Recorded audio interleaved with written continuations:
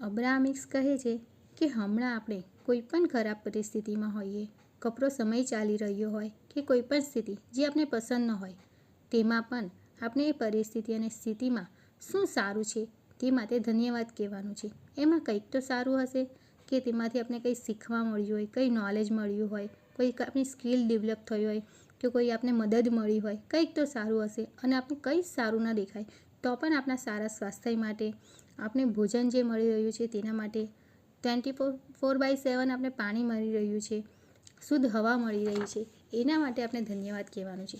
આપણે એ ધન્યવાદ કહેશું તો આપણા વાઇબ્રેશન હાઈ થાય છે અને આપણા વાઇબ્રેશન ચેન્જ થવાથી આપણી સાથે જોડાયેલી બીજી વસ્તુઓમાં પણ આપણે સકારાત્મકતા પરિણામ જોવા મળે છે.